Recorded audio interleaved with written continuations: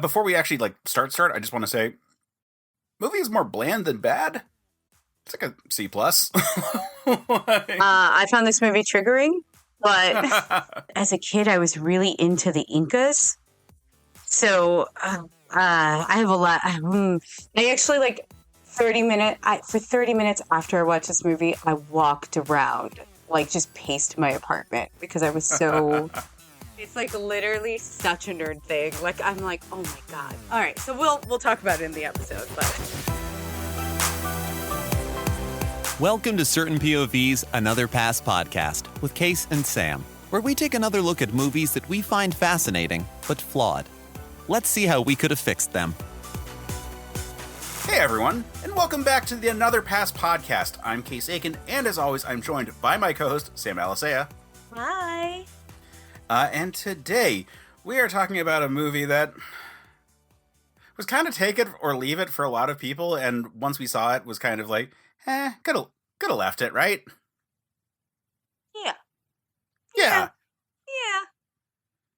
I don't think anyone has necessarily a lot of nostalgia for Indiana Jones and the Kingdom of the Crystal Skull. Mm-hmm. However, we are all fans of the franchise, and to look down this nostalgic franchise, we are joined by the host of the Nostalgium Arcanum podcast, Doug Lief. Hello. Hey, Doug. Thank you for coming on. Welcome, Doug. Oh, my pleasure. I'll say my pleasure to be on your show, not my pleasure to revisit this movie. Yes. Although I will say this, it, Doug. Yeah, I did. I threw myself on this one. I mean, I am a big Indiana Jones fan, and your audience can't see it, but I am wearing my shirt, which is the really rubbing nice. of the Knight's Shield from Last Crusade. Yeah, definitely a place where they should have left the franchise, let Indy ride into the sunset, literally, and been done with it. But we'll get into all that, I'm sure. Yeah, for sure. I will say that this is the movie, regardless of my overall feelings, because I kind of nothing the movie in the long run. There's good and bad, and I saw it, and I'm not mad that I rewatched it, but I saw it, and that's it for me. But the franchise up until that point had been a thing I really loved. Last Crusade, amazing movie. I love that deeply. Raiders of the Lost Ark, there are whole essays about how action movies are made because of that movie. And Temple of Doom, as a actually effective prequel, is also kind of in this pantheon of interesting movies that have come out. And this movie kind of killed any fervor I had for that franchise. I have not seen the new one. And I have no energy to see the new one. Even after watching this, I'm like, well, I should go rewatch the early ones.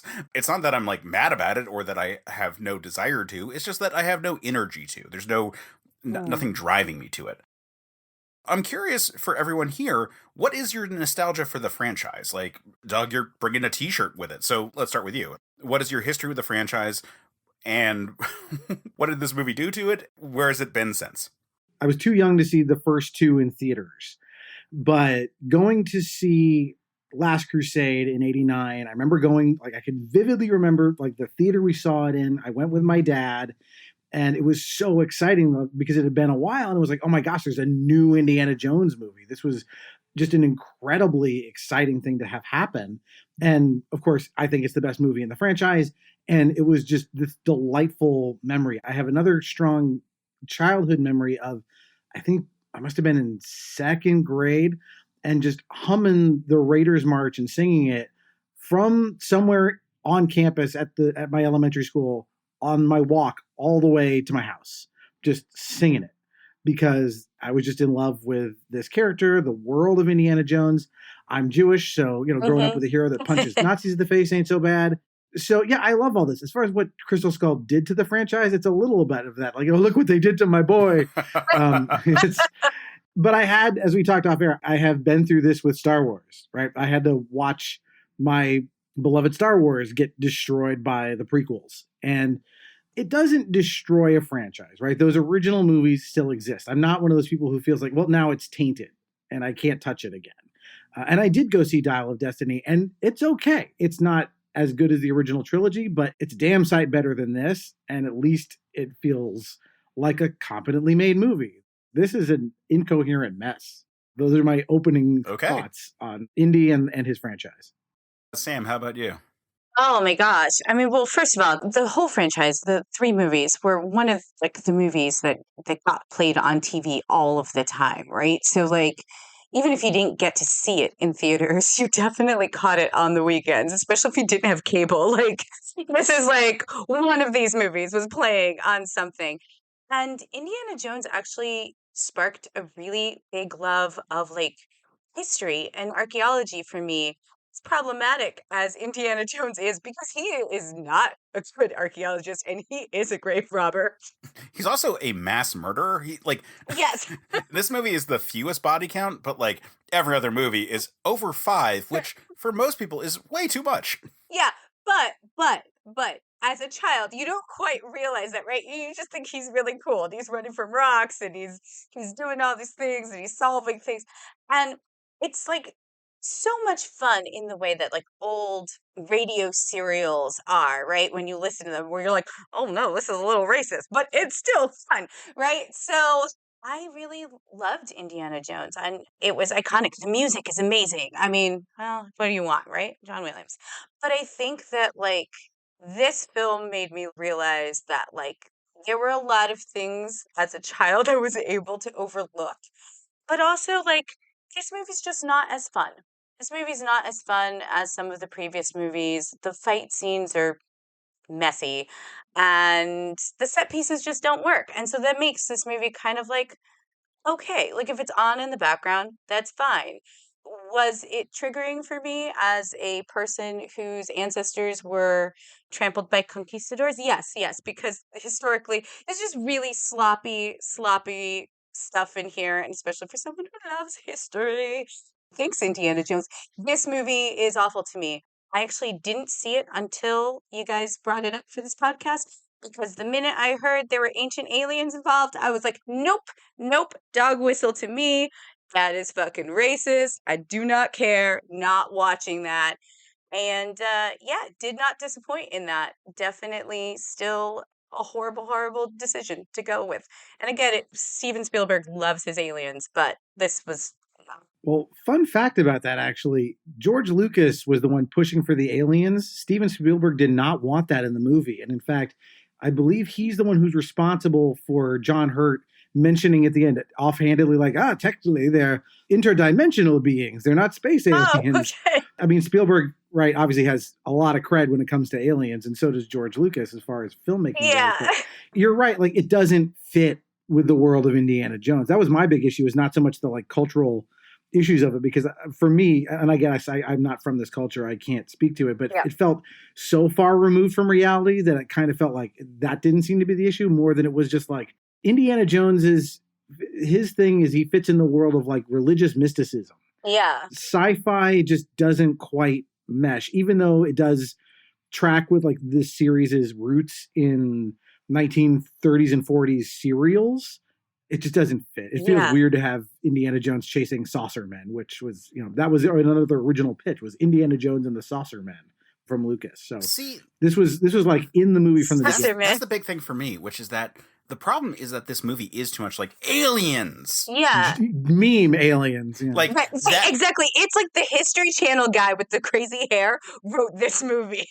To a certain degree. And I think that that's the problem with this movie, because I can deal with the idea of, all right, original Indiana Jones is a love letter to Doc Savage style Lost City in the Jungle kind of pulp fiction from the 30s, and shifting it by necessity because you want to do it with Harrison Ford, and he is 20 years older. So, all right, well, 20 years in the future, we're talking about the 50s, doing like here's a B movie sci-fi thing. I could deal with that part, but that is not what they're actually doing. Like they're doing the ancient aliens thing, which, as you said, is kind of an uncomfortable dog whistle element, and feels like the compromise. If they want to do a Roswell thing versus the compromise of doing an Indiana Jones, here's like a ancient society thing, it actually comes off as more racist than if they had just leaned into it. Like if they had just been fully B-movie sci-fi. Okay, so I am by no means like an expert. I'm not an expert on the Incas or the Mayans, but I, again, really, really love history and archaeology and ancient Mesoamerica. I really do. I have a very, very big problem with the fact that they incorporated the Mayan language. Why? Because the Mayans and Incas never interacted. And then we go straight to Peru. Okay, we are in Inca territory. There is no reason for the Mayan language to appear in this film other than to be tied into this idea that ancient aliens and they're tying these. Like, there's no reason. Also, just so that people know, I know that there's a lot of like stuff out there like, are the Nazca lines made by aliens? No, no. The Incas were amazing agriculture farmers, and they actually created the lines by changing soil and creating actual patterns that were meant to be seen by their gods. And those images are actually images of their gods, the condors, snakes, the spiders. That's all part of their religious iconography. Okay, so it's not aliens. It is an amazing ancient civilization. And the aliens at the end, by the way, who are in the Amazon, should not absolutely be speaking in Mayan. If they were there, right, these dimensional beings, and they were like connected to the ancient people that lived in that city, they wouldn't be speaking Mayan language. They would be speaking one of the 84 languages available that are spoken in Peru now to this day. Not dead languages at all. There are 84 languages. Peru has 3 national languages: Quechua, Aymara, and Spanish. Okay? Like, honestly, y'all, like, I was so mad about this one thing about language just to tie this into the ancient aliens idea. The worst part is they mention Quechua. See, guys, I'm getting very, very heated Yeah, about this. we're in the They weeds, mention and we are 15 minutes into this episode. You call this archaeology? he speaks Quechua. Like, Indiana Jones goes in and speaks Quechua to someone in Cusco when he's there. And I'm like, why? You missed this opportunity. And then at the end, you have them speaking. They did not have to incorporate that. And these two civilizations never interacted. There's actually archaeological proof that they never interacted. There was never even trade between them. So there is no reason, absolutely none, except for the continuing dog whistle of ancient aliens to include Mayans. And I freaking hated it so much. I mean, yeah, I totally agree with what you're saying as being a flaw in the movie, but I think there's so much in the conceptualization of the movie, even before we get to like the accuracy of anything that's in it from an archaeological perspective, that like for we're sure. already way into trouble. Yeah. Like, and one of them, and obviously, as we all agree, clearly, it's just the use of aliens. And I realized this recently. We did a podcast on the Uncharted series of video games, which obviously owes a debt to this. But they did, those two franchises diverge in one key way, which is the bit in Uncharted is the thing that they're chasing. It doesn't quite turn out to be the thing you expect it to be when they find the MacGuffin.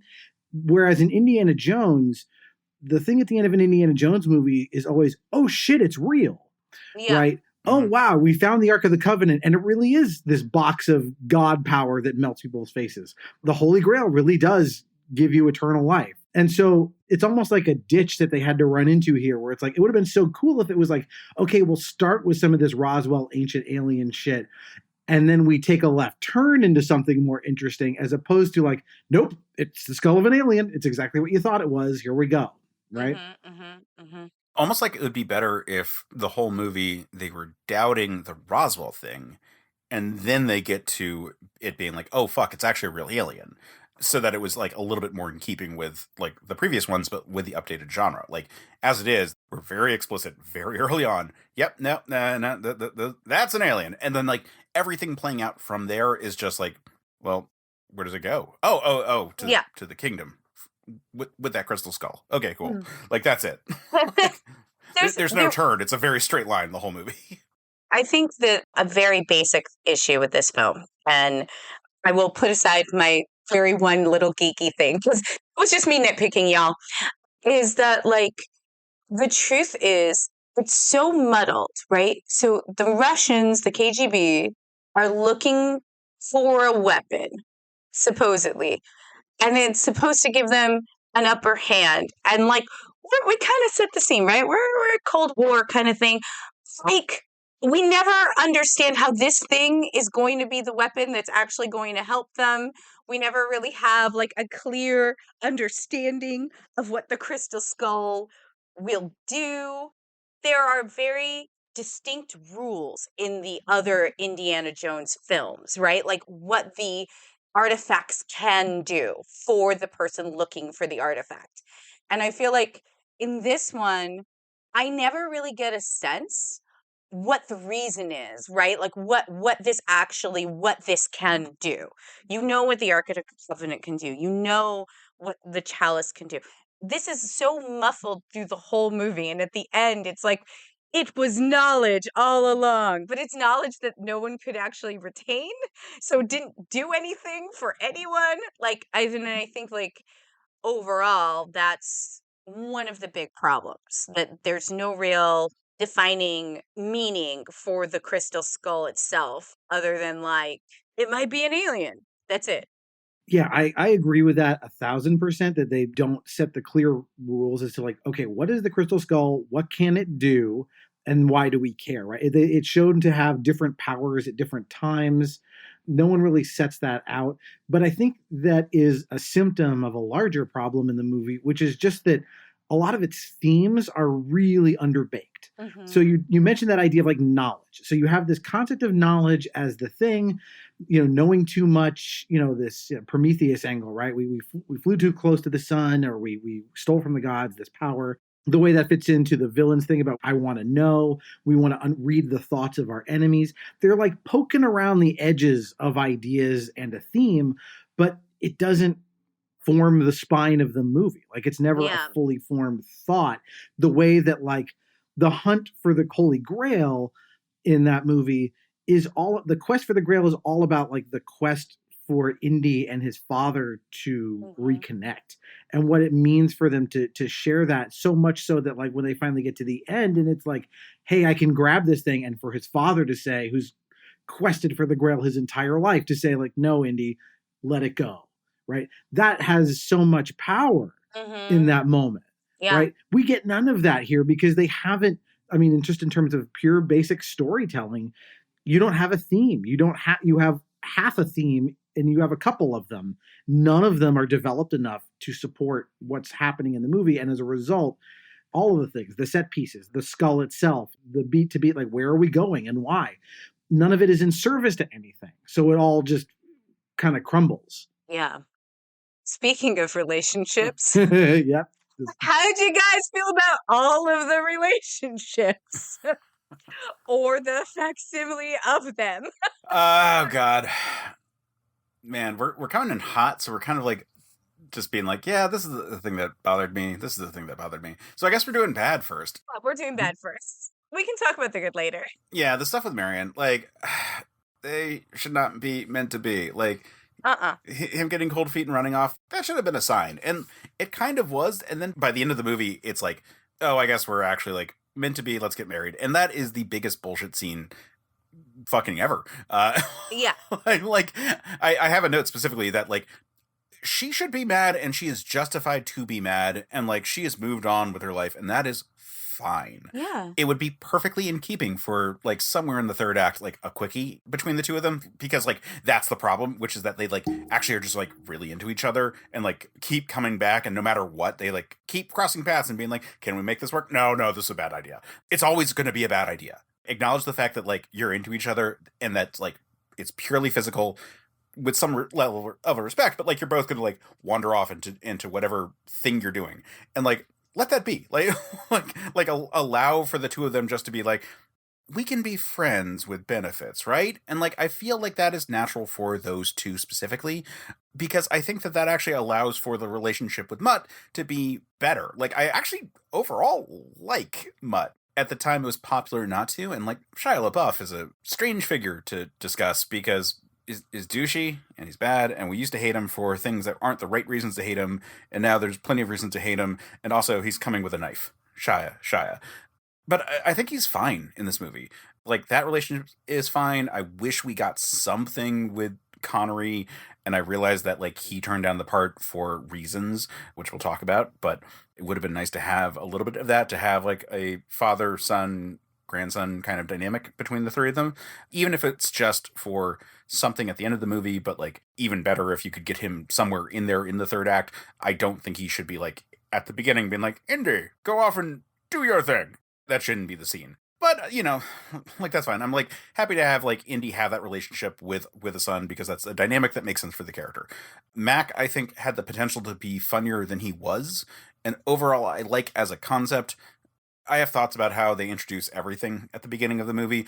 His thing, I think, is fine as a through line throughout the movie. Yeah. It would have just been better if it was even more confusing and, like, humorous and just, leaned into that element there. Cate Blanchett, she's not that bad of a villain.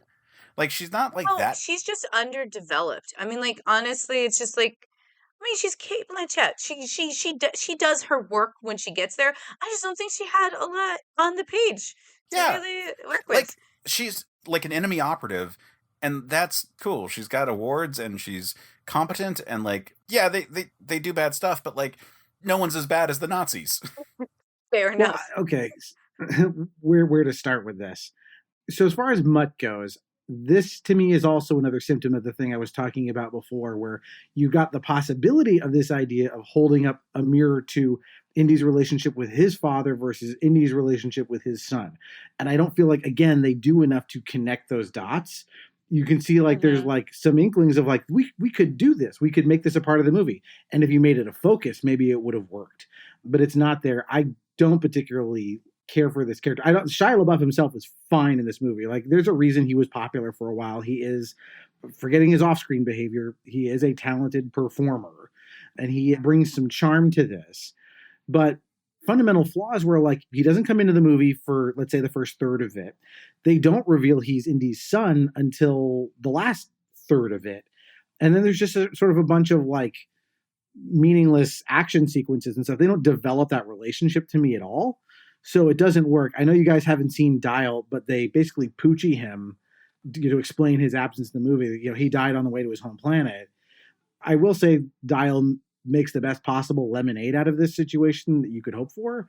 But getting back to this, Mutt that whole thing didn't work for me. It just felt like we have to shove in this character as I think maybe there's a backstop. Well, if Harrison Ford dies, he can be the new Indiana Jones. Like, just none of it worked for me. He doesn't really have an arc through the movie either that I could see. Yeah. Karen Allen actually didn't bother me that much. They have some of the best verbal sparring in the movie, which was sort of okay. When they spar, that is great. Yeah, that stuff works because, you can clearly they're old hats at this stuff. But Mac, he's okay. I had a note when I just wrote classic Mac, which is, I feel like the movie's telling us we're supposed to love this character, but they don't introduce him in a way that makes us attached to him, and they never give us that. So he just sort of feels like, I don't know, we need a Homo sapien for Indiana Jones to talk to sometimes. So here he is. Yeah. And then Cate Blanchett, I did not like her in this at all. I don't have a problem with the Soviets as the villain. That makes sense for the 50s setting. I think there is probably a better way to do that. But my biggest problem with her is she's basically Natasha from Rocky and Bullwinkle in this movie. And we talked about it, like Indiana Jones owes its debt to this Saturday morning stuff that it's based on, but it never actually feels like a Saturday morning cartoon. To me, that performance, like, she might as well be chasing moose and squirrel. Like, she is a cartoon of a villain. And so it doesn't work. It's like, I don't get a sense of what she's really after.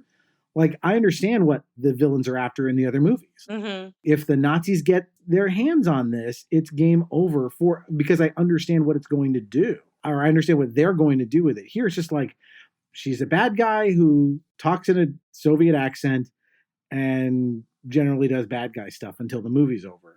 And it's just, all of this stuff fell flat for me in terms of these characters. Yeah, and it seems like at the end she's like obsessed with the idea of knowledge, but you don't get that till the very end in like her one little speech. It's very messy for her character.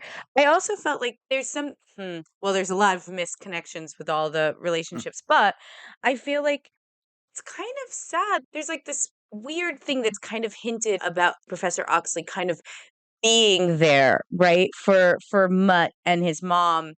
But it's like really weird because then like later on he's like, Indy's the father, and I just feel like there's like this missed opportunity to have like a little bit of like you're not my father, he's kind of more my father. Like, even if Marion and Oxley are not together and they were never romantic. Mutt clearly was attached to him, right? He's like, I'm going to go find him. My mom went to go find him. We have to go find these two people. They're important to me. And he kind of has this moment where he's like, oh my God, Oxley, it's me. Like, like it's me. And then once Indy is revealed to be his dad, that's kind of just thrown away and scrapped. And we never kind of get that tension, which is a missed opportunity. Like that can be a growth opportunity for both Indy and him, but that's just completely thrown out the window. And now we're just going to play, my son has to go to school. Yeah, Oxley is essentially should be filling the role that Sean Connery does in Last Crusade of being, this slightly older archaeologist. He was ahead on the trail for the Crystal Skull, and now it's very much what happens in Last Crusade, right? Indy catches up to his father, and he's like, I told you not to come here. And now they have a lot of really fun dialogue, and unfortunately they decided, well, we're going to make it so that he is brain damaged from the Crystal Skull. And so he spends virtually all of his time in the movie being this incoherent liability. Yeah. Where he could otherwise be like, he could be just as, sharp and entertaining as Indy himself and serve as a great counterpoint. Yeah. Yeah. Oxley feels like the one that I'm really sad that, like, Marcus Brody didn't return, because, like, that feels like that character right there. Like, that would have given him some history. And, like, Hurt is a perfectly good replacement actor for the part. But yeah, he should have had some more innate knowledge to him. We could have done more with that damn character. Just have him get cured earlier so he doesn't have to spend the entire movie gibbering. Yeah. Yeah, or you can have him, like, pretend that he's not and, like, kind of, like, pull him aside and be like, listen, it's all a ruse. Just give him some of the ability to be a character in the film. He's basically doing what, like, the usual puzzles do in the movie. So, like, in Last Crusade, they go to the library and he finds X marks the spot, right? And that's a clue to where the Grail might be. And here, they don't have any, like, clues in the environment, but, like, literally, he just spouts off riddles that they solve along the way. It's true. Yeah, it just robs him of being a character. He's a human Grail tablet. Yeah. The movie looks really good, though. Does it, though? Like... Well, no, not like there are shots. There are shots that are really nice. There are great shots in this movie, but across the goddamn board, this whole movie, I have a note that the sepia is just like a bit much. And I get that part of it is that it is there to help hide CGI, and that makes enough sense. But you know what? Then every time they're in a scene where, like, especially like the interrogation scene with the FBI guys at the beginning, like with the janitor from Scrubs, it's got this like David Fincher kind of quality of this like little bit of like green underlighting. And it's just this like whiplash of like what the actual aesthetic is supposed to be. Like, Doug, you were talking about, like, does this like look like an Indiana Jones movie? Like, did it look like the Pulp Fiction movies of the past? And the problem, I think, is that the early Indiana Jones movies looked like really well done 1980s versions of those like Pulp Fiction movies of the 30s and 40s. Like, it's like, here's the production value that goddamn Steven Spielberg can put into a movie like that. And like, look how good it looks. And this movie looks like, hey, don't you want to have that like kind of nostalgic feel for the 50s? And we're not doing like high definition film. Like, I know they shot it in film, but it doesn't look like we're seeing film. We're seeing this like haze overpass to it all because there's so much green screen and blue screen going on. There's so much fake shit in this movie that feels like the prequels in terms of the amount of like production values to it in a way that is disappointing for the Indiana Jones movies. Like, Star Wars can get away with it to a certain degree always, because it's always been a special effects movie, even though there has been like CG and model work and all this stuff going into Indiana Jones. It still always had this like veneer of authenticity to it, and this movie just doesn't have it. Yeah. I don't know what the technical stuff is as far as the processes of how they make this, but it just, I don't know if they were trying to make it use modern technology to ape the cinematography of the first three films, but it doesn't work, right? There's definitely places where, and it's always like, well, if it doesn't work for CGI, don't use CGI. Do it practically the way the other movies are done, right? Again, you guys haven't seen Dial, but it looks a lot better. There's some CGI in that movie. By and large, it looks a lot better. And I know that's just because we're, however many years on in the development of CGI, they've gotten better at hiding it, or they just used less of it.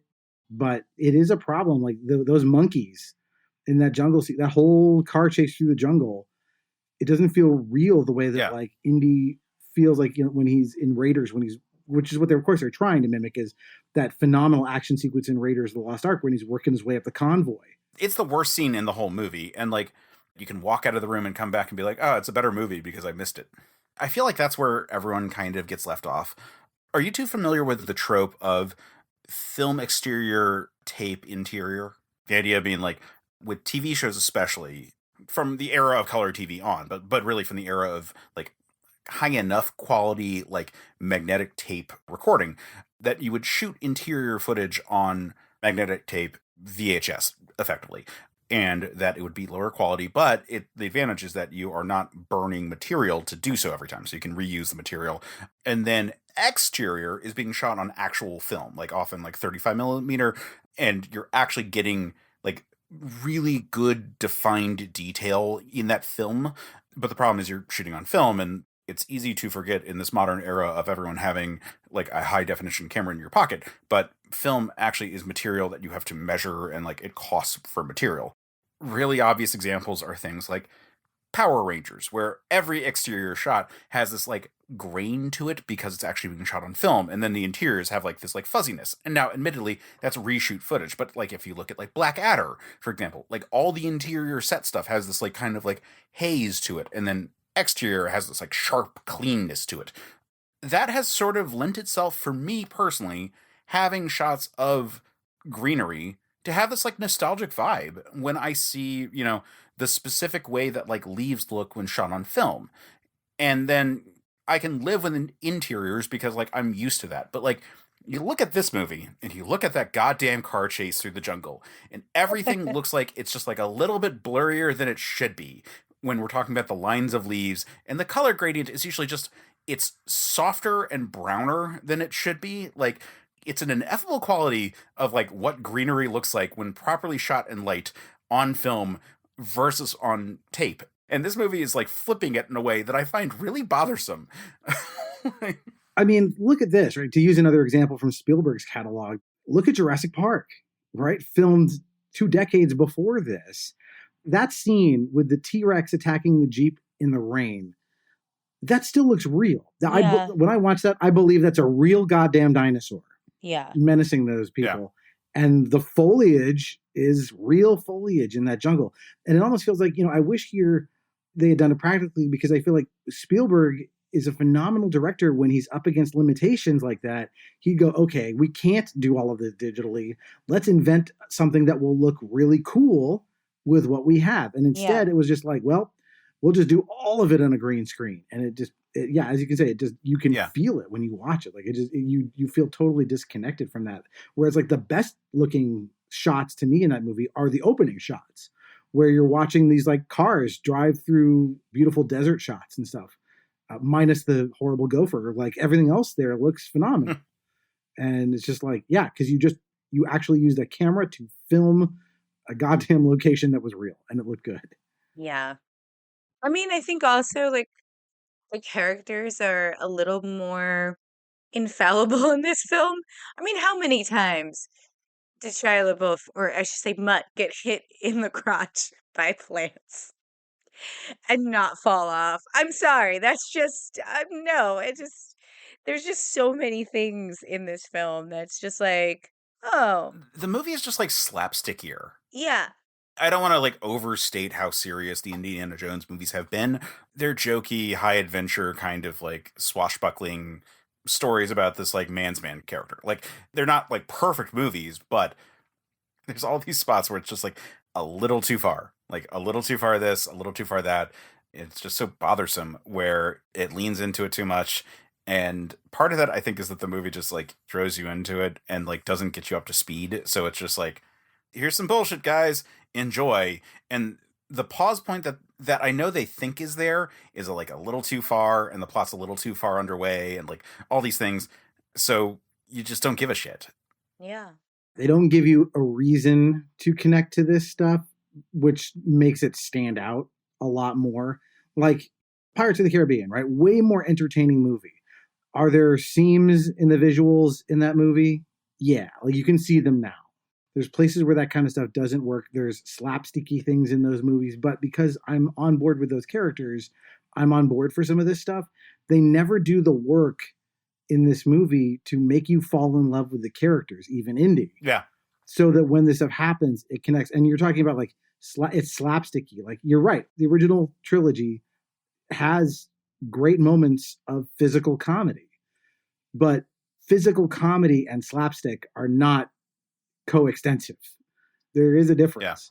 Yeah. And it's what you see here is just a lot of like bullshit, for lack of a better word, than say a really funny thing delivered with physicality. It's just another one that comes to mind, I guess, because the two I've seen most recently are this one and The Last Crusade. But like, so when Indy goes over the cliff and the characters are all looking over like, oh my God, he died, right? And he climbs up the side of the cliff where they can't see him and he's standing behind them.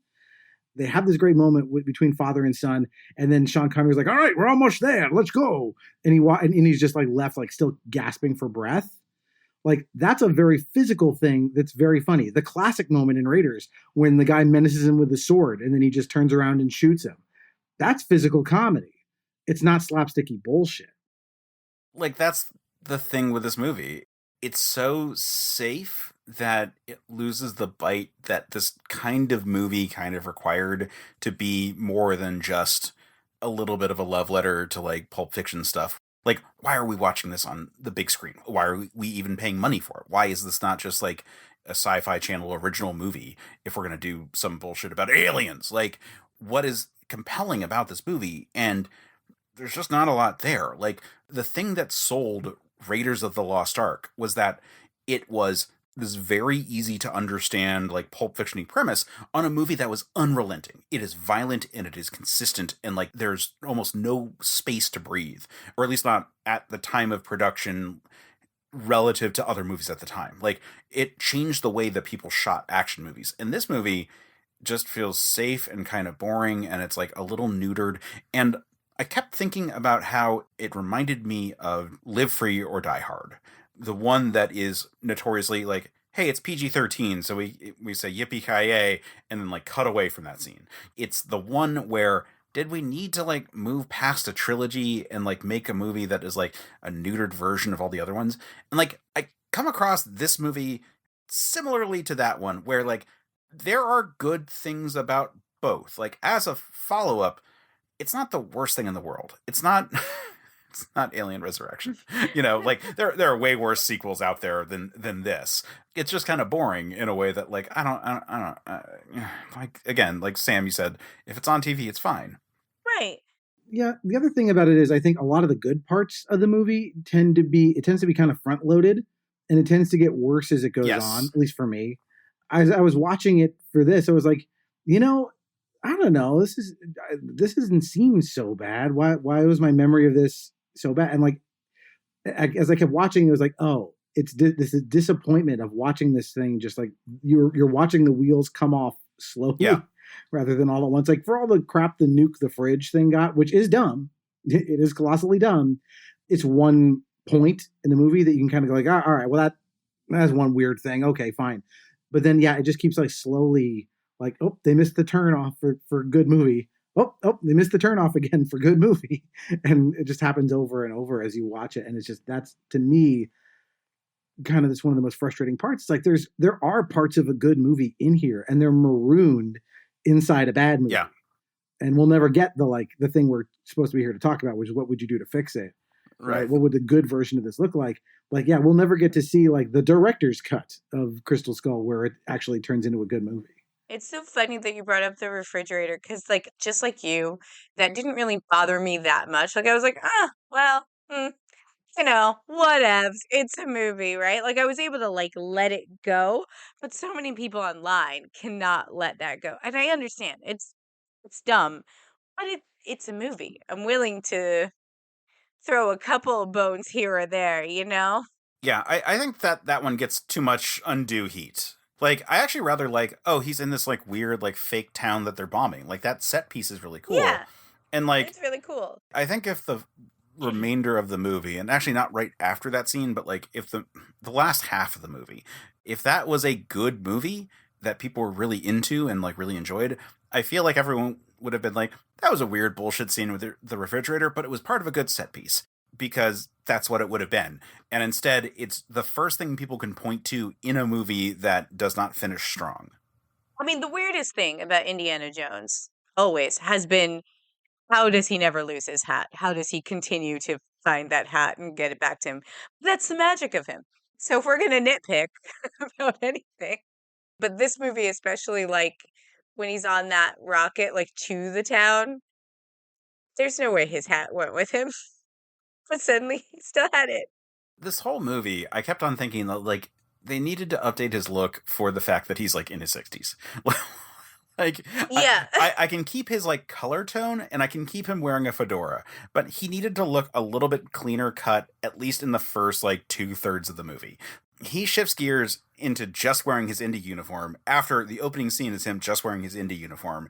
And we never have time for him to feel like he's in a suit with a vest and it's getting like more stripped down as shit's getting realer. Like, it's just, here's my suit for action.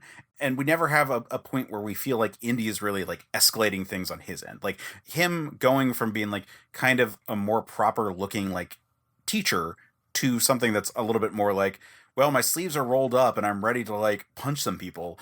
That should feel like a gradient, and instead it's just a very hard cut. Yeah. So what was your favorite part? I like the stuff in the school, honestly. I do Indiana too. Jones as teacher is always kind of funny because we don't get a whole lot of him in his like Clark Kent state as teacher.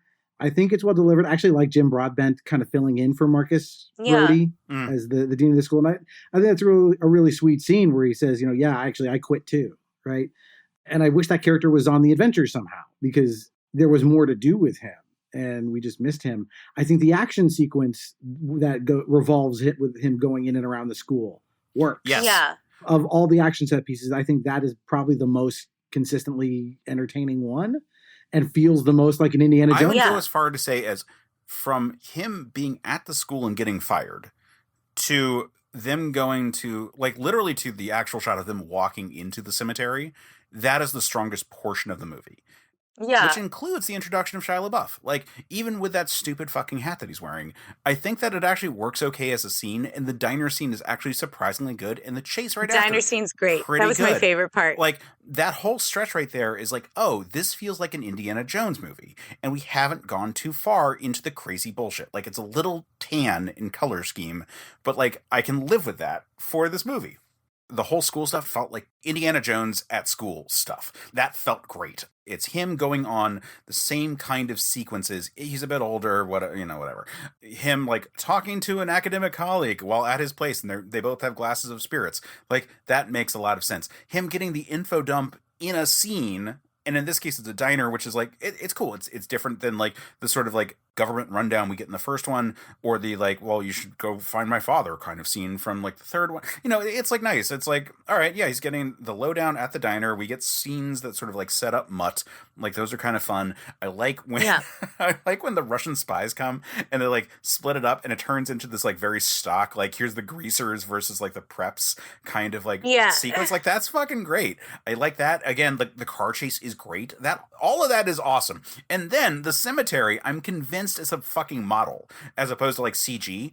Like, the shot of it has this like 3-dimensionality to it that it's a miniature. Yeah, exactly. Yeah. I think it's a miniature. I think and I think it looks really good. And like it cuts to Shia LaBeouf like walking through these like vines, and I'm like, oh yeah, this feels like classic. We're shooting. Use a miniature to establish the set piece, and then like have a backdrop where it's just like, yeah, it's some fucking leaves, guys, to sell this sort of like jungle fantasy kind of sequence there. And it's like, we're not grave robbers, and they walk in. That's a great chunk right there. And then this movie like doubles down on the racism, and from that point on, it's kind of already losing me, and none of the sequences really matter. And we have multiple points where like the natives are protecting the graves, and like, that's too much, guys. That was too much in the 80s, but like, it was the 80s. This is the mid 2000s. We're too far gone for this, guys. You need to at least explain it. You can't just be like, oh, they were in the walls. Like, that shit does not make any fucking sense. Like, nope. Like, this is not a raucous. Do you think those guys just sit there for like hours and hours every day hoping an archaeologist is going to swing by? Like, it's maddening. what are they doing there? Like, Like, Yeah. that's the horror that the Harkonnens do in, like, Dune. Like, that's supposed to be, like, the most decadent, evil, like, fiefdom kind of situation there. And here it's just like, oh, yeah, no, they're just fucking hanging out. And just in case, like, this archaeologist shows up, like, you gotta set that shit up. Yeah. I mean, compare that to the opening of Raiders, right? Which is kind of the obvious comparison point. But they're not sitting around in this booby trap filled temple waiting for someone to come along. They attack Indy, rightly, I suppose, because he walks out of this temple with their sacred object that they care about, and then they're after him. And I'm pretty right? sure the giant rock was that loud. makes more sense. You know, like, Yeah, for sure. Also, For sure. so yeah, it does. That does not work. That is definitely where the first wheels really start to come off, is during that sequence. Like, something is just wrong with it. I will say, like, there's some really fun physical bits in the stuff at the school. Right? First of all, the idea of, like, Indy's adventuring, following him home to his day job at his school. That's a great idea. They've never really played with that much. I thought that was a really cool touch. Having the statue of Marcus Brody fall apart was good. The spot where he, like, rides in on the motorcycle and the student asks him a question about, like, an academic thing. Yeah. Like, that is the best goddamn part of this movie. Like that exact moment. Because you're like, oh, that feels it indie. feels indie. It also feels like an indie thing that we hadn't gotten yet. Yeah. Totally. Like, yeah. that's the best part. Like, where it's a thing. It wasn't just like, oh yeah, it's true to the character. It's true to the character and additive in a way that, like, most of this movie just isn't. So the other thing I wanted to say that is good at the top, and I wish we got more of, was the 50s. As you said, we got to go with the 50s because that's how old Harrison Ford is at this point. And using that, I forget which song they use at the Hound opening. Dog. Is it Hound Dogs at the beginning? Yeah, opening with Elvis makes sense. Like, when the greaser fight breaks out and Shake, Rattle, and Roll is going, I wish they had used Shake, Rattle, and Roll for the entire action sequence. I think that would have been even better than the John Williams score, because having it kind of punctuate at the end of the song where he gets off the motorcycle would have been cool. And even the specter of atomic destruction, right? Like, that's an interesting thing that goes with it. Like, all that stuff was good. But the problem is, once we get to Peru, any hint of the 50s are basically gone. Yeah. And you lose some of that sense of time and place where, like, say, the 30s and Nazism are so prevalent in the others. Yeah. that's the bummer. Like, the second half of the movie is just so weak. The first half, like, even the first grave robbery scene is, like, still, like, kind of keeping it okay. Like, the quicksand bit and, like, the joke about, like, actually it's a dry sand thing. Like, I'm still here for parts of that. Like, we haven't, like, fully crossed the line into, like, oh, this is too much. But the movie doesn't come with a strong foot to begin with, because while I think it's a good set piece, both the warehouse and then, like, the fake town thing, why do they have Indy there? They come into this, like, military base.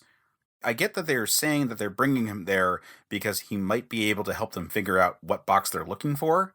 But army of Russians on American soil is able to neutralize all the defenses of this base and go into it seemingly unmolested. They appear to have eliminated any threats.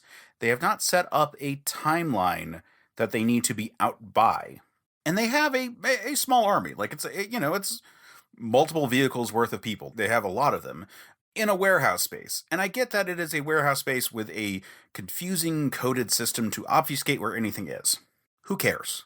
They have an army. And why is Indy the guy to help them solve it? Yeah. Even outside of Indy being the one to help them solve it. And, like, magnets, blah, blah, blah. It's like cute bits there. But the circumstances needs a time bomb. Like, there's a bomb adjacent, but they're not bombing that base. There's no indication that the only window they have is, like, while the bomb test is going on.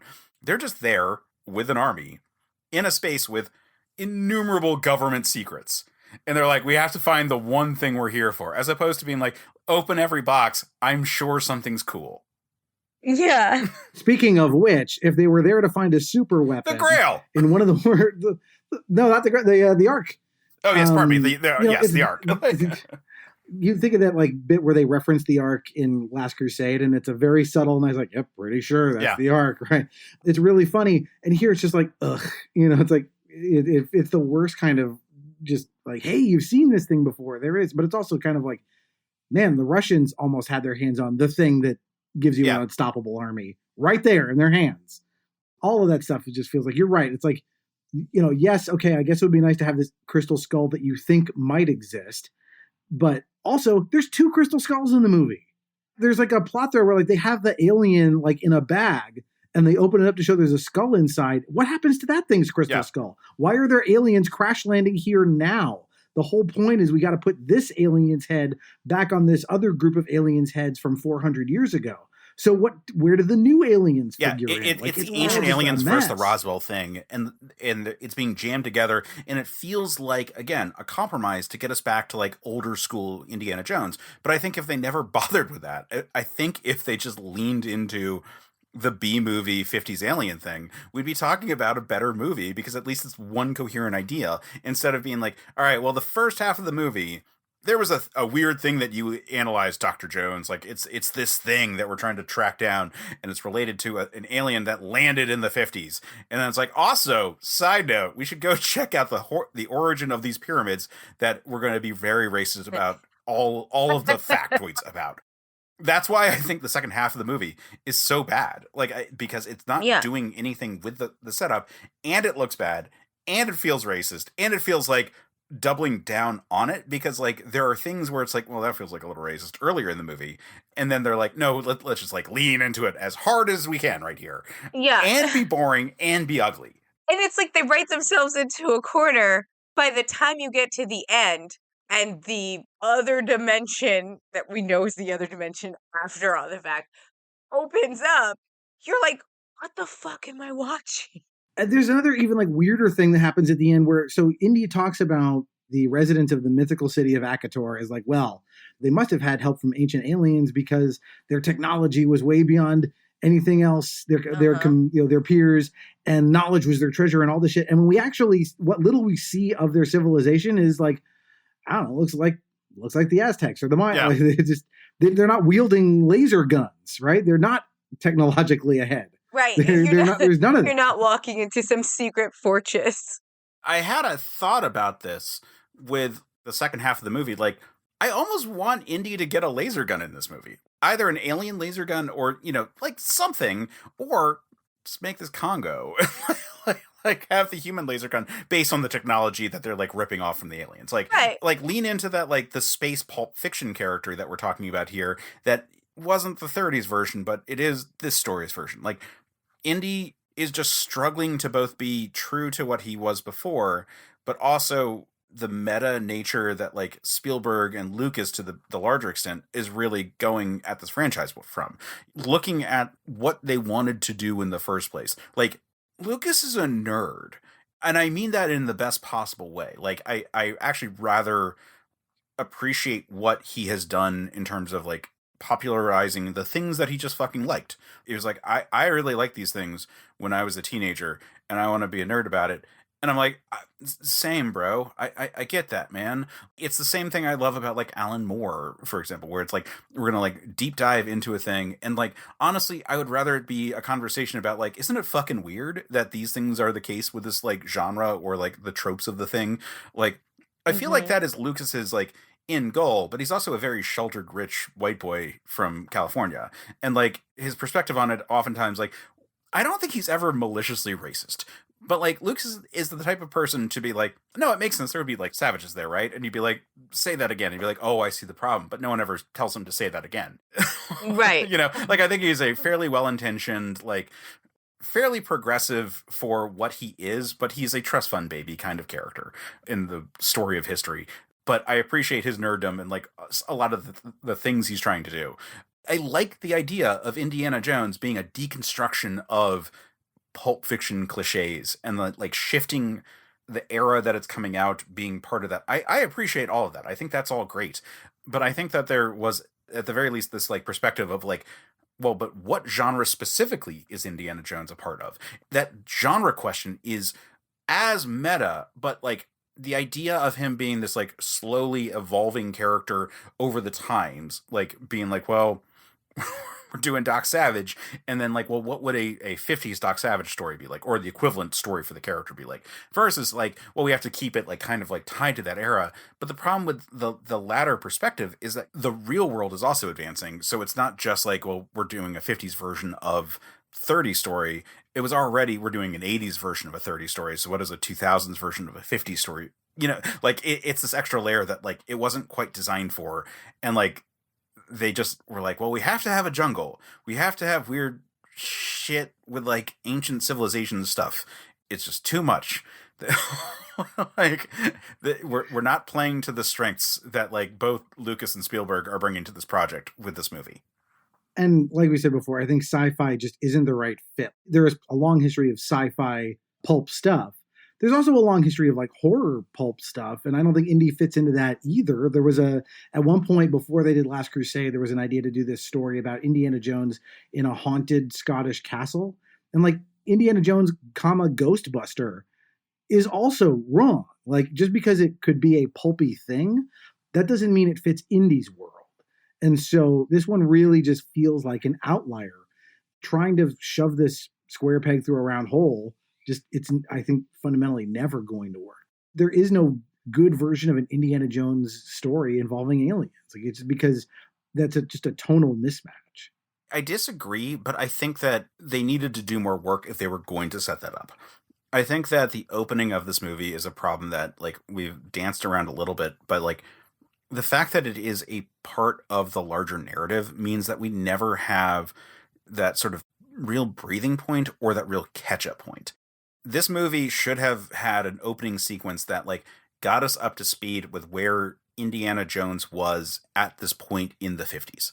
And then we should have gotten more about the actual plot of it. And they're trying to, because that's why Mutt shows up and we have the diner scene where he's explaining what he sees. But we've already set up that plot. And Doug, as you pointed out, it actually means that it's more confusing because they're like, oh, there's multiple skulls.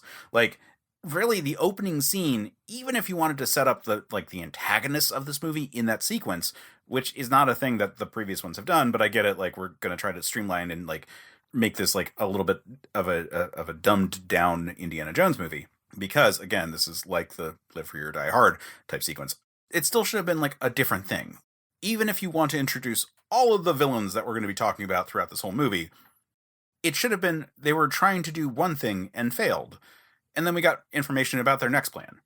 And I even don't think that really that we should get all of them. I think that we should have had Mac. I think we should have had a story, and it would be just like the fucking other archaeologist at the beginning of Raiders of the Lost Ark. We're setting up like, oh, he has an antagonist, but then there's the larger forces at work, which are the Nazis. Like, we should have Mac as being like, oh yeah, he's this like frenemy character that like betrays him constantly, but also like sides with him, and you can't really like trust him, whatever. Like that's his shtick.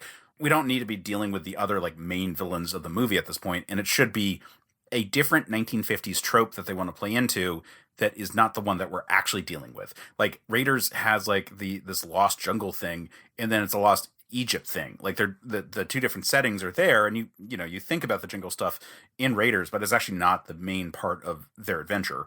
This way you could have like a hint of some other weird thing.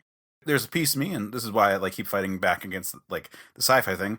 You could do some shit with like some weird sci-fi like giant ants or some shit. Like I love the ants later, and it'd be kind of fun if like ants were a through line for this, or giant like snake, and like that be the one time where you reference the snake thing instead of the incredibly awkward snake referencing sequence in this movie. But regardless, like the opening sequence is just like it's part of the main plot, which means that we never have a spot where we're being like caught up on like how Indy is entering the story. Like the previous movies, the first part of the movie is wrapping up a story that we hadn't seen because Indy is that kind of Pulp Fiction character. And instead, this is just like, it's just like a big fucking kind of annoying 2-part story that really could have been a 1-part story kind of thing. Like the opening should have been like, we're wrapping this other thing up, and like maybe there's a recurring villain, but like that was its own Indiana Jones story. And then Mutt shows up to like give all this like breakdown of stuff.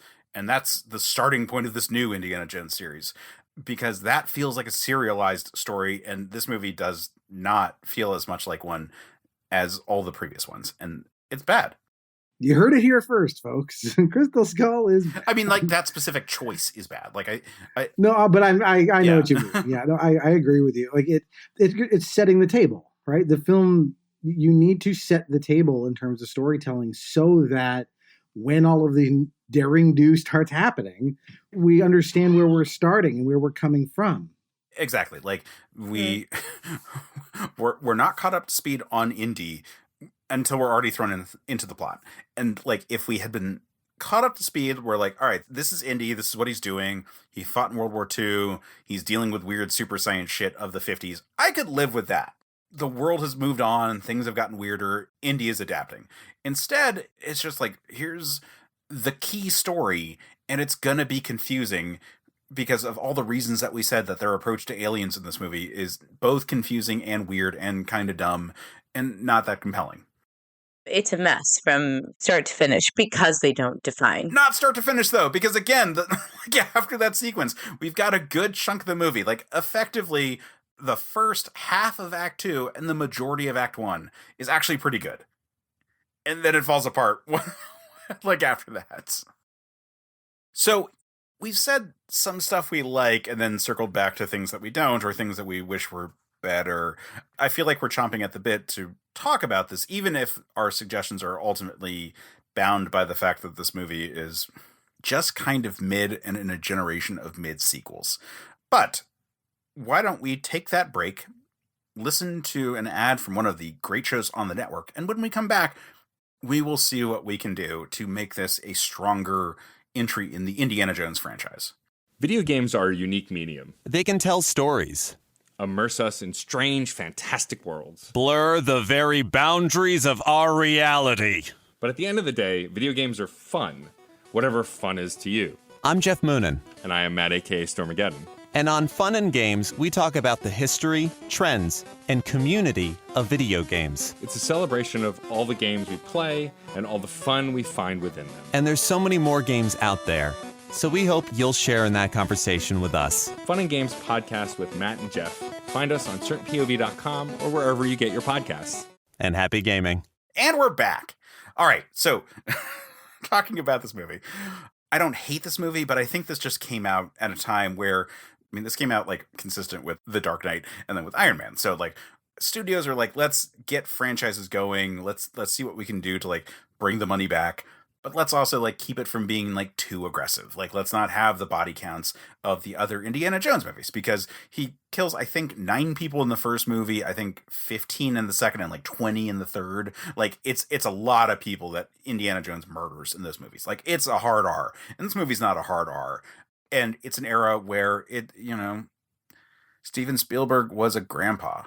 They're just not going to go as hard. But I think that there is room for this movie to be better. Maybe not great, but at least better. And I'm curious where you guys are thinking about it. So, Doug, you are the guest, and we have one really hard rule on this movie. We have guidelines in terms of like, well, we should try to not be unrealistic in terms of what they could do with this. Like, they wanted Harrison Ford, so you're not going to like recast Indiana Jones movies. Like it's Spielberg and it's Lucas. Like, they're not going to like cut those things out. But the one hard rule that we have on this is that Sam cannot go after me. So you are our guest. Would you prefer to go first? Would you prefer Sam to go first? Well, I'll let Sam go first. I want to hear what she has to say. Oh, I'm going to be really honest with you. I had some really serious problems with this movie. So, like, how do you fix it? Well, I think number one, I really need to understand what the villain needs. I need to understand why this artifact is so important to the villain. This happens a lot. Whenever you have a villain that's kind of, two-dimensional, it just kind of makes a movie flat, right? Villains kind of make movies. So I would like to see Cate Blanchett's character give a reason, give a speech. I mean, even if it's like a James Bond speech at some point, like, like kind of lay it all out for exposition. But we need that in this film. I also just think Indy doesn't need to be a family man. It's fine for him to be a dad and not get married at the end. I wasn't sold on that. I did not like that. I kind of felt like the romance was kind of forced. I kind of felt that Mutt accepted too quickly this like Indy being his dad thing. I just didn't feel like there was enough like character tension. So I would want to shorten a lot of the set pieces, a lot of the action pieces, not the motorcycle library piece, because actually the best character work was probably done in that diner. I mean, the moment where Mutt grabs the beer, and as Indy's talking, he just plates it back on the tray. That's just such a wonderful dynamic to show you like who the two of them are going to be with each other. So like I would like more of that for sure, because what this movie is like severely lacking is those real connections. So I think like a lot of the chase scenes, a lot of the stuff, they just need to be cut so that we can have time for there actually to be character development and conversation so that the relationships in this film make sense. And also, no aliens. No fucking All aliens. right, wait. So Have now you got to back up and explain how the hell that's going to work. right. I know. But like, I just hated it so much. I hated the aliens so much. And I don't understand. Okay, like you suggested Congo before. Like, unless we're going full Congo, like we are going like real secret, like tech that's going to be a weapon that somehow can neutralize. Because that's the other thing. We have a bomb blast at the beginning, right? And that sets the scene. Like we're in the 50s, nuclear war. Oh my God, right? Cold War. What would they want, right? The KGB wants an edge on that, right? Like make this as the precursor for like the space race. Like I don't know, fall into like that kind of like thought of like, oh, like we're going to get technology beyond the technology that anyone has ever had. That's never defined, and I hate the secret ancient aliens so much. Like I hate it so much, Case, because it's never defined for me. Like I'm like, it can just be a secret golden temple. I mean, like honestly, it could have been anything. The aliens didn't make or break the film. In fact, what it did was that it wrote basically put them into the worst position possible, because at the end they did not know how to get themselves out of the mess they created, right? Like they wrote themselves into a corner. They literally had to create a special portal to another dimension to suck everyone up, to basically have the KGBs burn up with the knowledge that was too much for them and disappear. This is not a real end. It's horrible. It's terrible. So if you get rid of aliens and just make it anything else, you'll be fine. And if you make it for technology and a space race, you'll be fine. But like, I don't know. I just hate the aliens so much. I can't make it work. I can't solve this movie because I hated the end so much. And they wrote us into a corner by making it ancient aliens. Yeah, I mean that's totally fair, and like we can absolutely like work with trying to like come up with a solution to this problem because it is a large conundrum. Doug, do you want to take the next? Sure, I'll take a crack at it. All right. So, to me, like I said before, the great strength of this movie, to the extent it has anything going for it, is the 50s. And I think they just needed to do a better job of defining what the Crystal Skull is and does and tying it into the 50s. And what you do is you say, okay, the Crystal Skull gives you the power to remote view another person and or influence their thoughts, because that goes to like Red Scare stuff. Who can I trust, right? Are the Soviets spying on us? Are people working as double agents for the Soviets? Nobody really does any of that in that movie under the sway of this. Like if we understood like, oh, this person has now come into possession of the skull, which means they could be manipulating my allies against me, right? Have some of this 50s kind of intrigue working through the movie so that the themes work. Take out Akator as like a place where like friends of these aliens used to live, and as a place where, okay, I can buy ancient aliens as like an alien spacecraft crashed somewhere and a civilization that later found it was influenced by it, right? There's like art and artifacts that reference the alien without it being like, yeah, they taught us to build pyramids, right? They don't have to do that. That kind of gets rid of some of the cultural appropriation problems and the like over influence of the aliens. And rather it's just a place where we still have to get the skull back there for some reason through this plot that again is now about who can you trust. I think there's like, again, there's hints of that with like Mac being a double agent, but it's not tied to the one supernatural element and the fear of what if our enemies get their hands on that element. So I think that solves some of the larger, I don't have to figure out the entire equation, but I think that sets us on a path to have a plot that makes more sense. Yeah. And then as far as the character stuff goes, have Mutt either find out or it's revealed much earlier on to this pairing that Mutt is Indy's son, if we're going to do him at all. Then you have the entire movie to work on that relationship as a reflection of the relationship that we know so much more about between Indy and his father. Like there's a moment, it was a subtle nod to that, where something happens to Indy and he goes, "Oh, this is intolerable," which is what Sean Connery says over and over again in Last Crusade, right?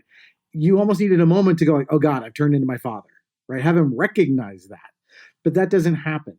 And I think if you revealed that Mutt was Indy's son from the outset or very, very early on, you would give that relationship space to develop into something that did have some resonance and some meaning that would go somewhere. I still think you might want to keep Karen Allen out of it as much as I like her. She's one of the more likable elements of the movie. I think that gets in the way. What you need is to focus on the relationship between Indy and Mutt, not the relationship of Indy and her. Yeah. If that's what you're going to do. So as much as I like her, I think she complicates that. And then like, if for some reason you were to do another sequel, then you, with that group, then you could bring her in and see how she affects that dynamic. Again, it's hard for me to talk about that without spoiling Dial for you guys, the way they kind of address this part of the franchise. But doing those two things to me, that would, again, set the movie on the path to being better. I think you could do a lot more with that as your through lines. I really like everything you said. Also, I was just thinking about it as you said this. I think it would make sense for at least Mutt to know much earlier on because he has Indy's actual name. Well, he doesn't know that Jones is his last name, which is weird considering his age, but like he is under the impression that Williams is his last name.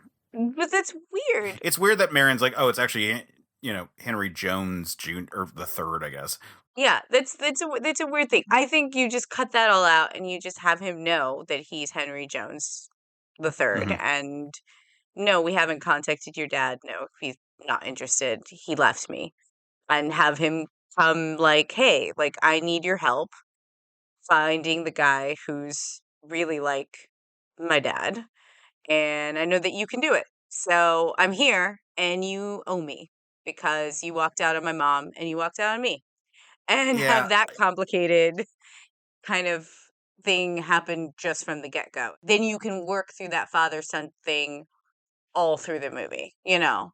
While you were saying that, I was thinking about it where like I do really like the flip that Indy has when he finds out that Mutt is his son. Like I actually rather like the spot being like, "You didn't let him finish school?" Like I think those are like good moments, at least in terms of like the levity of the character. But that actually doesn't require Mutt to not know. And I'm trying to think of like what things were missing, like we would miss out if Mutt knew. And aside from the like the surprise of like what a teacher Indiana Jones is, like the whole like you're a teacher part-time, like that whole thing, I think it works. Like I think him just knowing works just fine, because even before that he's just like, "Are you Dr. Jones, yada yada yada, like you're a teacher, I'm sure that's gonna be a huge help." Like I like that sarcasm there, and it fits if he has kind of a shitty take on who his dad is. Mm-hmm. It makes me think of the relationship with Kirk and his son in Star Trek 2. And I think that movie benefits more from the reveal for both of them. I think this movie, like Mutt, doesn't really have much of a change finding out in the movie that we got. Like him just knowing kind of works well. I also really like the skull being able to control thing because it does pull in that FBI moment with the Red Scare stuff. So Doug, I think that's actually a good way to go, because that's something that's like kind of there and you're like, you can't trust anyone these days, blah, blah, blah, blah, blah.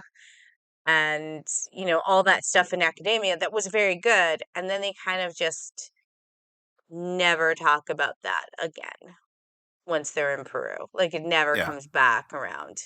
Spalco, that's Kate Blanchett's character, talks about that in a bit of her monologuing when they've got Indy tied to the chair. It never actually happens. It never comes. We never see that happen. All we know is, I don't know, I guess if you stare into the skull's eyes long enough, it'll cause brain damage. Like that's not, and sometimes it can control ants. Like again, it doesn't make any sense. Like I feel like this would be more cohesive. I have a thought that I think kind of piggybacks, kind of contradicts what you were going with, Doug. May I throw mine out? Of course, yeah. Sure. All right. So I don't think anyone's surprised. I feel like I made it pretty clear. I would like this movie to lean into the sci-fi elements of like 50 sci-fi. Shocking. You? What? No. Here's Go my on. thought. The Kingdom of the Crystal Skull. What if the Kingdom of the Crystal Skull was the Crystal Skull fucking mind controlling people and trying to do a thing to get it back to its ship? Like a reveal that the skull like still contains like all of the mind of this alien and that just wants to get back to its ship, and its ship is crash landed like somewhere on the planet, and the escape pod was recovered in Roswell, New Mexico, and deal with all that, whatever. But it's not an Ancient Aliens thing. I think the Ancient Aliens thing is, one, so prone to racist shit that it should be fucking cut just on virtue of that. Two, so illogical for anything that we're dealing with the setup that, what the fuck, we don't need this. And three, means that all the bad scenes happen because of the necessity to have the ancient alien shit.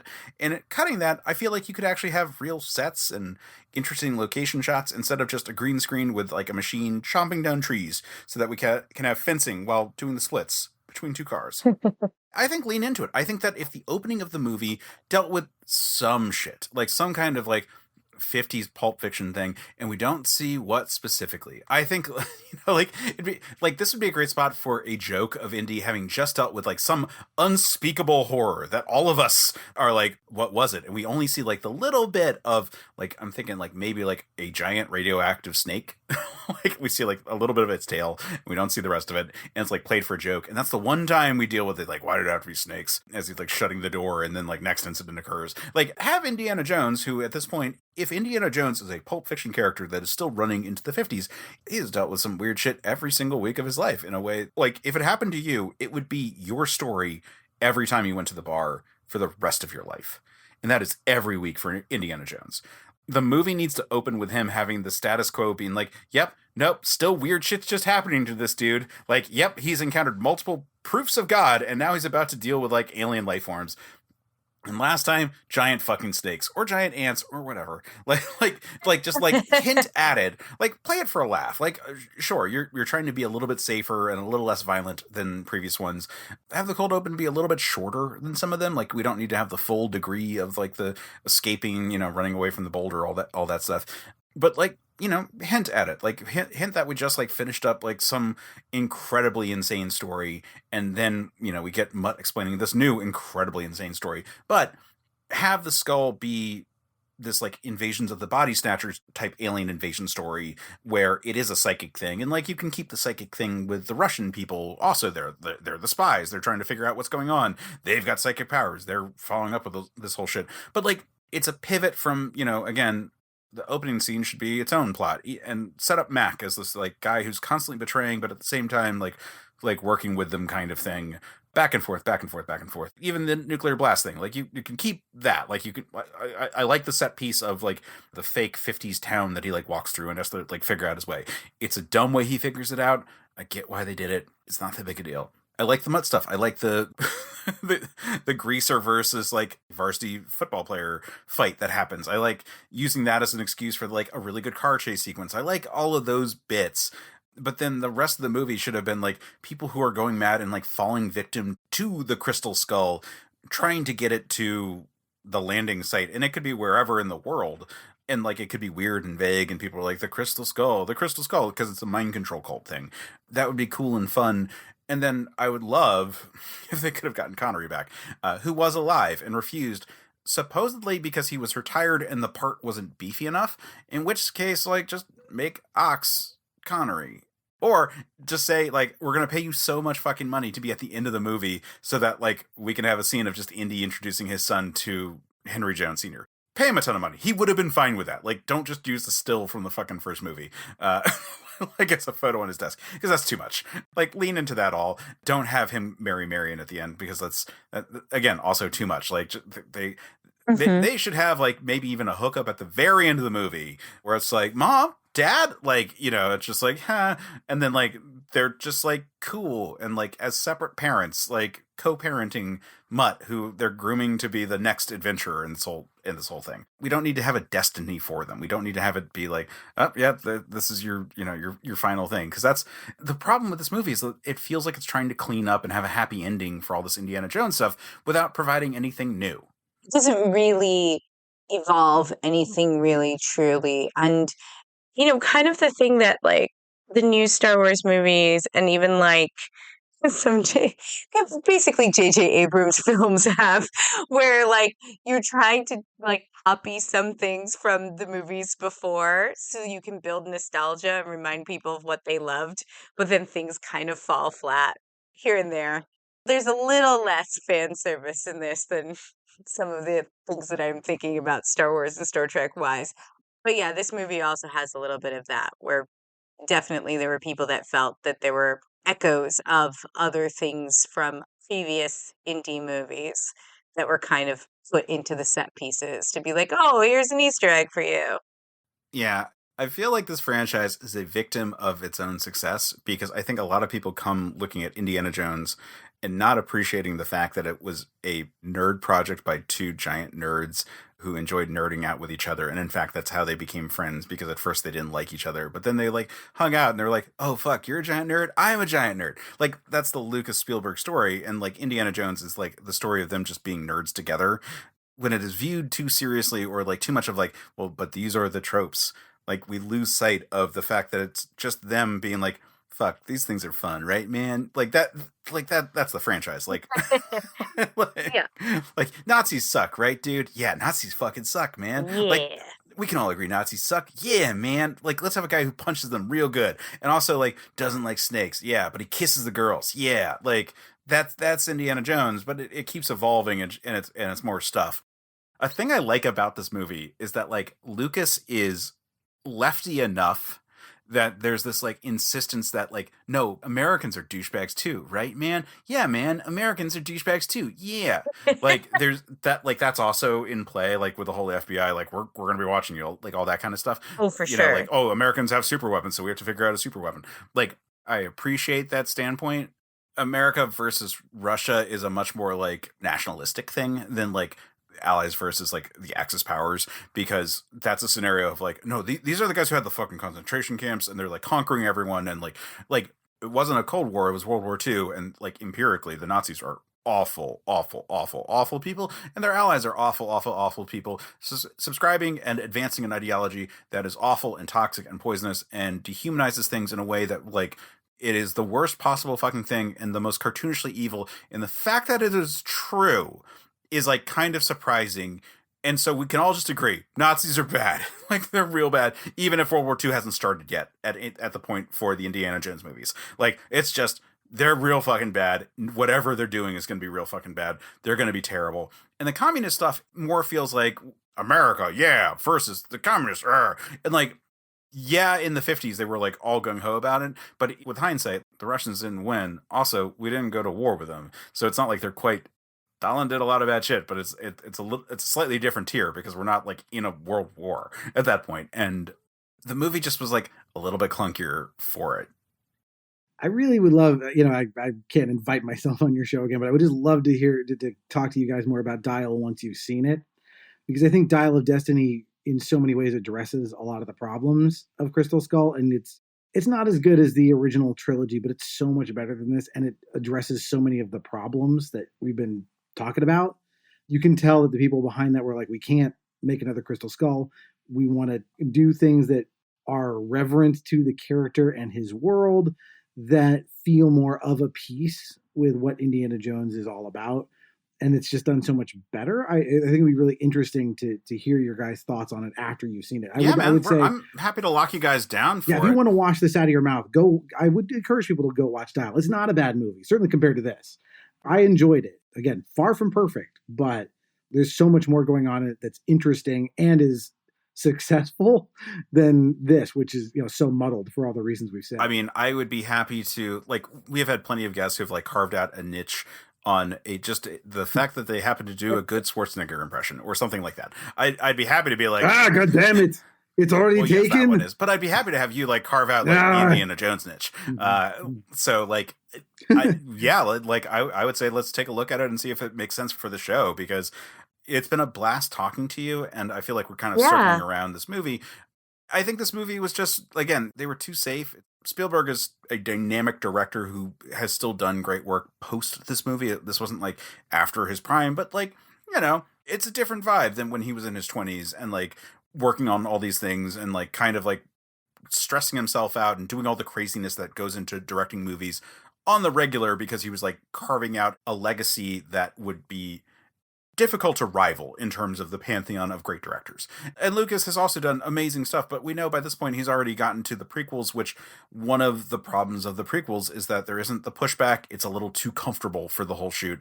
And like the spots where this movie kind of falls apart are the spots where it's like clearly a little too comfortable, a little too safe. And was it going to fit what everyone's perspective of what the next Indiana Jones movie should be? It's hard to really say. But this wasn't it, I guess, is the big thing. And we kind of all agree at that. Like, it could have been better in a bunch of different ways. But it was fun to revisit this. And I'm glad we had the chance to have this conversation. Doug, thank you for bringing this movie. This was a lot of fun to talk about. It was a lot of fun to re-watch.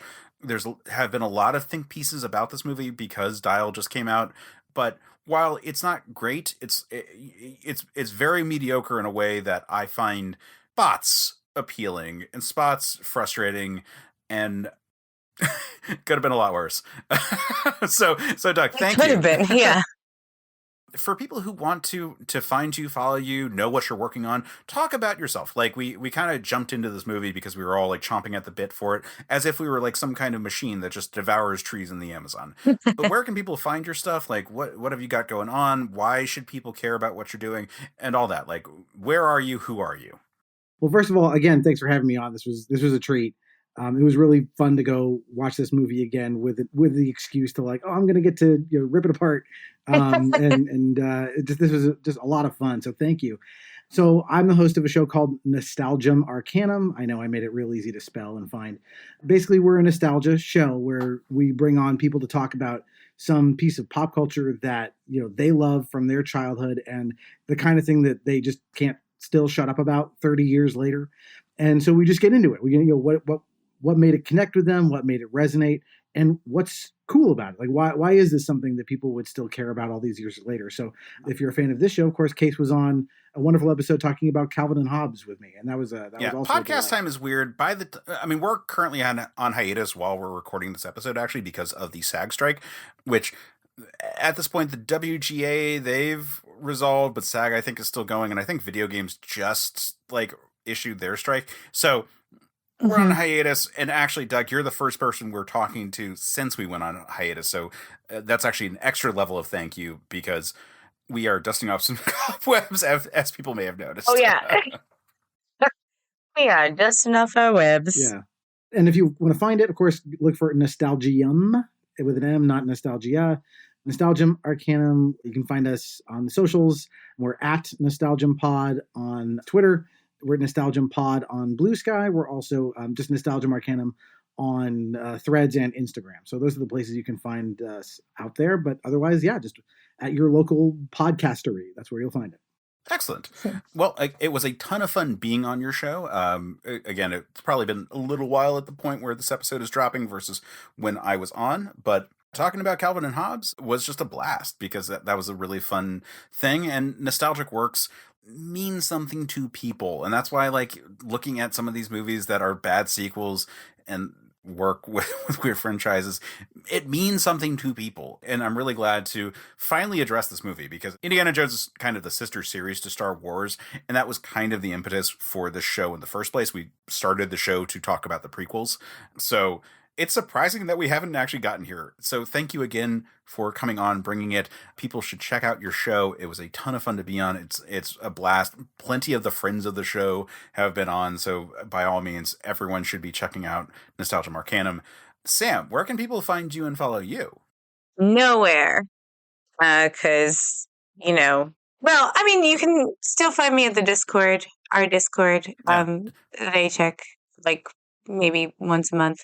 And then other than that, I'm really busy traipsing around trying to find treasure and, avoiding snakes. So if you have any comments about anything I said, or, want to ask questions about the Incan Empire, you can find Case at... Well, if I am not actively in another plane of existence, because it would be wonderful to make contact with an extra-dimensional being. You can find me on the site formerly known as Twitter, at Case Aiken. You can find me on Blue Sky at Case Aiken. You can find me most places at Case Aiken, except for Instagram, because there I am Quetzalcoatl5, because I'm holding on for dear life for my screen name from high school. So, hey, AIM, I loved you back in the day, and there's that little piece that's still going. Otherwise, you can find this show on Twitter at Another Pass. We don't have a Blue Sky up yet because all my logins I've been trying to give to other people, because I would rather have like a lot of fun people up on Blue Sky rather than me trying to check multiple Twitter and multiple Blue Sky. And there's too many social media already for me. So hoping that's where the party settles. But for the moment, it's just a me thing. But as Sam mentioned, the Discord is a great place to find me and to find us. You can find a link at certainpov.com where you will find episodes of this show and other great shows. But again, come join the conversation. After you check out all the cool stuff like Nostalgia Arcanum, or the myriad cool shows that we have on the network, such as Jukebox Vertigo, which is a really fun show. It's on hiatus at the moment because Josue has some busy stuff going on, but they're reformatting and working with things to just build out the cool Spotify playlists that they've been doing, and the backlog is evergreen and beautiful, so check out that show. And then circle back to this show.